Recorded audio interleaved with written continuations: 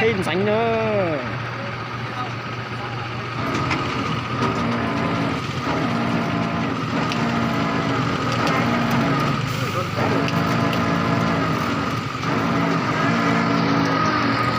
Sẽ có nam một thứ tuột chính chắc chính tụt đó thấu vong gục bây giờ. Đấy mình chính cái đấy. Thay vậy hả nó? Vậy cho YouTube đi. Thật đi.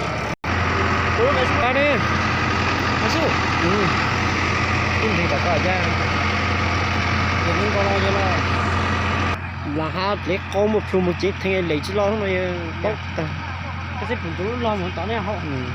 Ở lúc bánh xe ra thật phải có xe tới lấy tí là giờ khai sản hấp lắm được tốt tới rồi. Khai nó vậy. Họ cho dư giờ thì khai lo xe họ. Các thế vậy còn một tụ tiền cam mấy chân hai cho qua đi. Giờ đây xem trên nó năng ngoái ông này ở dưới Bắc Yên vừa năng ngoái năng kia gì. Ông vừa mua con xe này về mới xong là mấy thằng lái xe Thái Hà chúng nó chơi trò nhau ăn cơm uống rượu xong là dạng khá thấy là lấy con rồi nó mỏ ta họ chơi họ biết là chơi khá thấy là lịch chút tháng rồi lấy con rồi giờ nó thâu tăng được cứ cái do chỉ sao đây cứ sáng lúc sau đây nó họ biết là chơi giờ nó thâu tăng giờ anh dính lạc lo quân chạy lo giảm nó gọi giờ bao thời thu nó trong trọ ăn từ tài giờ tới luôn khi bây giờ chẳng ta giờ mà ăn trong từ tài giờ tới luôn mà chỉ phụ chờ giờ ấy rồi đấy phụ chờ giờ họ off biết ta thôi chúng cái giờ là tụi với kiểu là chạy mua chỉ phụ là như tuần ta chết sụt cho anh ca mấy tuổi nó phải lấy cho ăn là con nào thì nó phải đi lắm nào ô giờ xuống luôn rồi năng sơn cái một cuốn khô được nghe ô một chút thịt chưa nữa nó gì rất là vui vẻ hôm nay là vui nhất món chín nọ thì trên tránh kia thì tôi say nữa lấy tôi mua gì à lấy tôi say trên tránh tiền rồi cái thầu tiêu tôi chừng nào ha còn ra mà thầu tôi chỉ tỏ chế chín nọ kiểu khác tôi nữa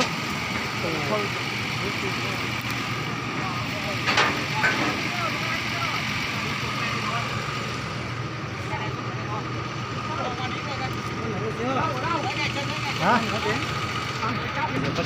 Cho khoản này vậy mà đánh lấy gì à? Do cho khoản vậy mà đánh lấy tức là cái đời tỏ tôi cho chúng tôi. Nhớ tôi một chỉ có năm tuổi chứ nó cuối tuổi chi. Cá tao vào tuổi nó to. Từ này.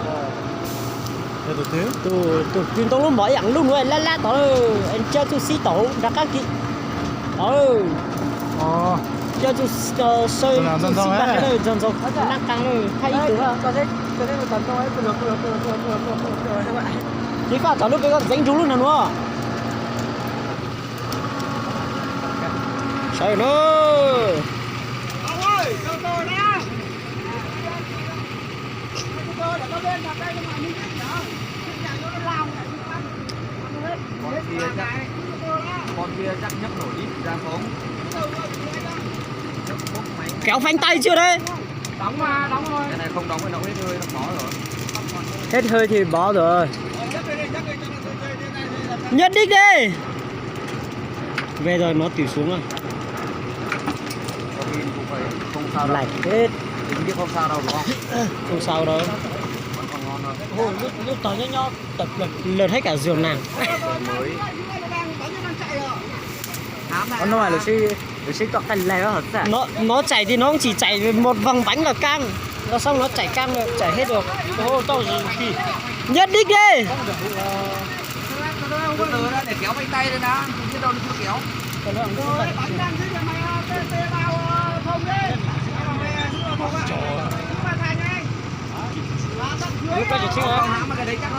Xuống một tí nữa đi, ở chỗ đấy được đây.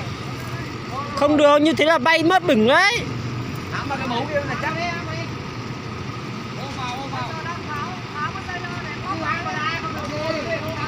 Cho nó tới chua hả? Nó ra lúc to đi xem. Để ai dính cho mặt ra này. Lúc sau có hả? Lúc sau đâu nữa. Sợ nó chưa kéo cái xe mới nó chín hơi ấy. Ngọc, anh nhìn ngoài thấy nó kéo chưa? chưa kéo à?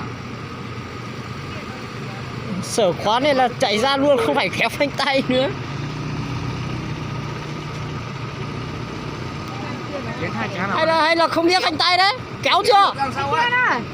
Nó ngả về đằng sau là kéo rồi. Đưa về chưa kéo. Thấy chưa? Từ giờ tới nó sát, từ giờ tới lái, từ giờ nó mở. Rất khó này. Đóng chưa? Từ giờ tới lái chưa? Tôi thấy này, tôi chơi nào trượtเลยtỉnh ơi. Lò ấy. Nãy ra kia bút thâu một chút đó xuống bỏ Đưa từ giấy luôn rồi đó. Giấy luôn rồi. Chị u là chị u rồi lúc chị nó khó lúc chết cha. Lúc làm mấy tháng rồi. Quốc cổ ăn đang có bao pin nó do lúc chị. Ê. Quốc cổ bị số rồi, quốc sang bàn vàng hay thấy hà quốc giờ lấy xe giờ quốc nó số kia quốc kháng thanh ta nhiệt thôi nhiệt kháng thanh ta lấy con này vậy đi quốc nó số họ bị bạn chơi vậy nó số nàng vậy khăn một thâu can chip quốc say này thâu can ít khoản này do nó nói quốc nó ăn danh lo vậy thâu can sau này nó dính lẹt lo vậy nó gọi vậy bóp từ vậy không có trung trâu ăn từ tăng chỉ tôi giờ chẳng ta vậy mà ăn trung từ tăng vậy từ nữa cũng sẽ chỉ tôi chờ được chiếc cam nữa cũng chờ vậy bao thời gian mà họ biết bán chùa tuồng cái gì tuồng có gì cho kiểu lo chè luôn Là khu này không có hả? là phụ À. bây giờ là cái này chuyện này cứ như thật thằng cái này là có tôi khai tôi say hết rồi tôi phụ tôi không phụ mà tôi to ô sẽ lòng kinh chân rồi đó Ra, máy thì thủ nó chưa đấy. lưu tổ Đó, chúng chua này. để sáng nay nói như này Giờ rồi, giờ chua thì tìm đâu. Nhưng mà số từ giấy luôn hả đó? bây giờ lúc máy xuống rồi tôi chủ chơi tạm chơi đá tôi không cầu đá tôi không Bây giờ tôi tặng cái câu chơi có tuổi hay có tuổi người bao chơi vậy mà. mấy triệu gần chục triệu Nhau có đi bà ta tuy lỗ cầu chứ mà bà chẳng dường năng lũ ta nữa cái nó bông nó đủ ra. giờ tôi lấy nó lên đứa rồi Mình đạp phố trên đạp phố. nó ớt nào bơ tàu tôi chuyến sáng là ớt nào bơ Để thật ra khác ớt này thật phải thật kỹ là hả? kéo thế sao ăn thua được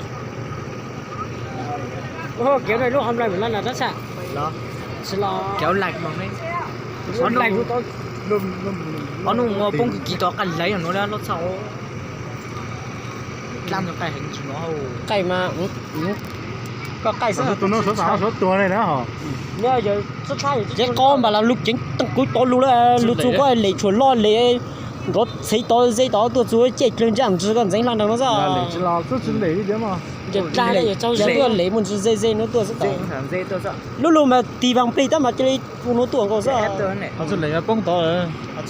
giờ chỉ lấy cho chỉ tuôn trái nó rồi nha Chỉ lấy cho thật tiếng ở trên máy ra không bên này chứ sao hao tua xin máy á cho là rất là biết thâu ăn thâu cái liền ở xí chỉ coi được cho con chút tiktok cũng chút không phải nữa chứ sao tua xin máy á nó qua bây giờ có cái này hả cô nó sợi dây tập tuần để trên ra một trên đó là chị là buồn cười ta là sẽ làm lần nói chứ mà do chứ mà nó kê nhà để ra đây đó là thì giữ cái đấy thì ăn thua gì giữ vào cái thành kia sao đi thật đấy giữ vào cái cục thành kia tù kìa là tù kìa máy số chỉ nào hùi tha số có đấy dù nào rồi tôi non cho là họ rồi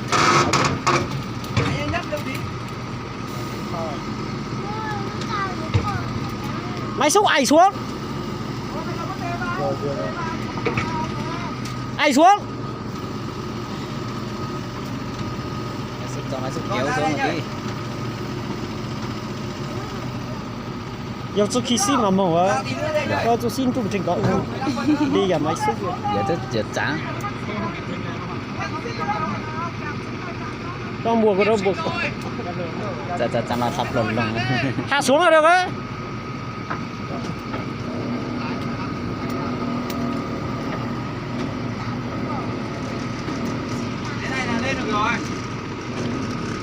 mà lùi ra nó chơi tăng tuổi ta khâu nó tôi cho quá tay lo phải nó chơi 大叔跟着酒呢，过来赌就了呀！但是要路个不个，路买手个祷告，可以才跟着超到了呢。 tôi lo xong nó mà 他不完蛋的哈， thằng bên này tôi lo xong nó khơi họ bên cầu tu rồi rồi Mẹ thằng ngu chứ khai mất kia ha. บัวที่จับบัวก็บัวไงวะสิ Ôi thì đúng xí chút lá tao à. ไอ้บัวให้สิไม่ช่วยจริงสิจุดเราที่บ้างเลย Ở đây giữ có ý là tôi con của máy à. Khi đủ gần máy nó tỏ cắp la họ. อืม Mẹ cho ngu. họ lùi thằng mùa bớt thằng hàng tộc ngon ngon đã thấp lại nó งูrồi còn tạo ra nguy hiểm Chỉ lấy ra công ty đó họ. thì à Cái này có tôi có thể khai lắm rồi. tôi một chữ cỡ biết tôi cho lấy xe kia chào dùng cả mà dùng chào tôi chỉ chào dùng một chữ cỡ gì ba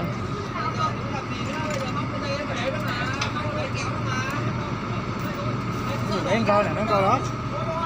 giờ lấy à Ờ. giờ nó có mà giờ chủ của là nó xây tin nhắn đi ở trên nó lột cái thâu ít chỉ số gì tiêu còn hãy tiêu quả con bị hết rồi cái này nó mà chị ạ giờ thành thái luôn giờ thành thái luôn rồi cái này bà Trần tận này nó làm Người phê thì lấy này nó thành thái chứ lấy cái hành tiếng hành luôn số.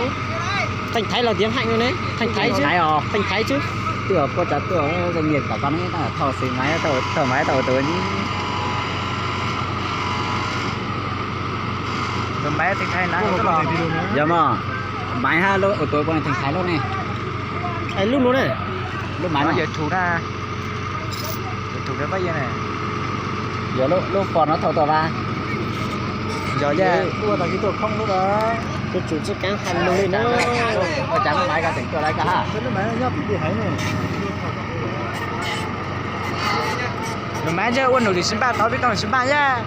lùi tí luôn rồi tàu về tàu có lá tải thì Rồi tao biết tao na tao biết tao thì xin ba. chủ xe đủ cân đốc bằng xe máy đó quân nó sẽ máy tàu lên tiếng loa chơi hệ Di chuyển yếu cái này nhàng của tao à. nho tuy yếu cần rồi giờ kể cả máy khỏe bao nhiêu thì khỏe nhưng mà riêng cái di chuyển không bao giờ kéo được hẳn nặng đâu tôi cần gối tôi cần co mà lên bằng mà lo bằng sao mà lo chỉ tàu nó một số lo này Di chuyển trâu trinh trinh trinh trinh cái hao. di chuyển mà sao tôi cần cô hắn nào co cứng Máy giống ra kiểu máy lúc máy một cha này không là nga chỗ tôi đó nga ô tô nga rất cha ở thế nào nga là ô tô dăm cửa sổ này.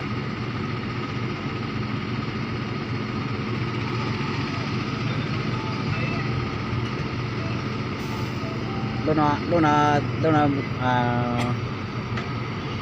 6 tấn dưới xa 7 tấn rồi 7 tấn tư ra tôi nữa hơn 7 tấn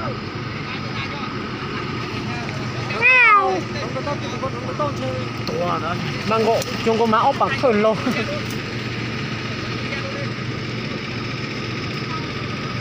giờ tháng rồi giờ tháng một mùa dưới nữa nha giờ tháng rồi đấy à Giờ kia chuyện là cái sáng giờ tháng sinh rồi mà giờ lái ra này giờ chủ nhân giờ kia kia chủ sao buổi trên núi luôn là cái tháng giống là nó đấy tháng lúc à giờ thấy cái chỗ đó thông qua tao nên để hay nữa à giờ lúc có nói giờ gì bữa tao cái này à giờ khỏi nữa anh sáu